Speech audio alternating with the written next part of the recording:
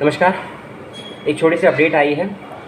CCSU university की तरफ से पीएचडी के इंटरव्यू का आया है रिज़ल्ट 7 अगस्त के आसपास, और फीस सबमिट करने की लास्ट डेट 3 से 4 दिन आपको दी गई है। बस लगभग 40 के आसपास बच्चों का हुआ है सिलेक्शन एंट्रेंस और एग्जामिनेशन के बेस पर, और डिपार्टमेंट का नाम है हिंदी, यानी कि हिंदी साहित्य।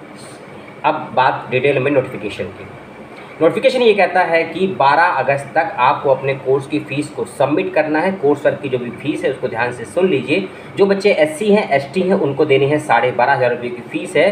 पीएचडी के फर्स्ट ईयर की कोर्स वर्क की फ़ीस है।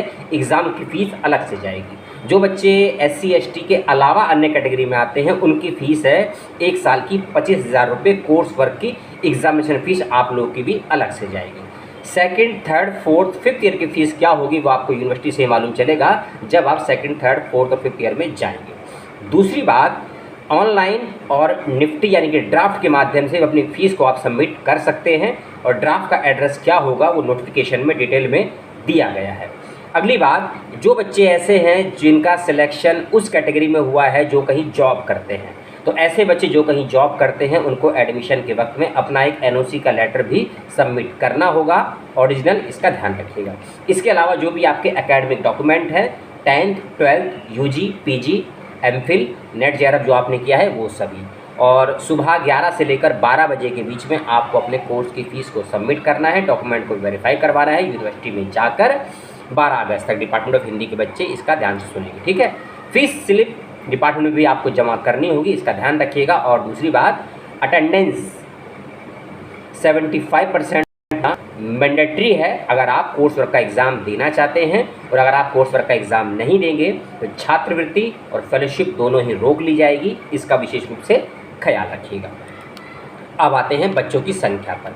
एंट्रेंस एग्जामिनेशन जिन बच्चों ने क्लियर किया था, इंटरव्यू जिन बच्चों ने क्लियर किया था, ऐसे 16 बच्चों का चयन हुआ है पीएचडी इन हिंदी में, और ऐसे विद्यार्थी जिनका चयन एग्जामिनेशन के बेस पर हुआ है, जेआरएफ के बेस पर हुआ है, उन बच्चों की संख्या है 24, ठीक है। तो 24 बच्चे एग्जामिनेशन के बेस पे और 16 बच्चे एंट्रेंस के बेस पर हिंदी डिपार्टमेंट सीसीएस यूनिवर्सिटी में चयनित हुए हैं। और खासकर जो बच्चे एग्जामिनेशन के बेस पर चयनित हुए हैं, कुछ बच्चे ऐसे भी हैं जिनके 13 से लेकर 17 नंबर आए हैं 30 में से। 13 से लेकर 17 नंबर आए हैं 30 में से, उनका भी सिलेक्शन हुआ है। तो ध्यान रखिएगा। तो अच्छे नंबर हैं बच्चों के, ऐसा मैं नहीं कहूँगा, लेकिन हो सकता है एलिजिबल कैंडिडेट यही प्राप्त करेगा यूनिवर्सिटी के द्वारा। और किसी डिपार्टमेंट का रिजल्ट को लेकर अभी कोई अपडेट नहीं है वेबसाइट पर। कॉमर्स का रिजल्ट नहीं आया है। कोई और अपडेट आएगा किसी रिजल्ट को लेकर तो आपको मैं सूचना जल्दी ही दे दूंगा। वेबसाइट पर नज़र बनाए रखिए और फीस को जल्दी जमा कर दीजिए, क्योंकि बहुत से डिपार्टमेंट की कोर्स वर्क की कक्षाएँ ऑनलाइन और ऑफलाइन माध्यम से स्टार्ट हो चुकी हैं, और आपकी भी कक्षाएँ उम्मीद करते हैं अगस्त के 3rd वीक तक कैसे भी स्टार्ट हो जाएँ। ऐसा यूनिवर्सिटी की कामना करिएगा, ताकि आपका फरवरी के आसपास कोर्स वर्क खत्म हो जाए और आपकी छात्रवृत्ति आपको मिले।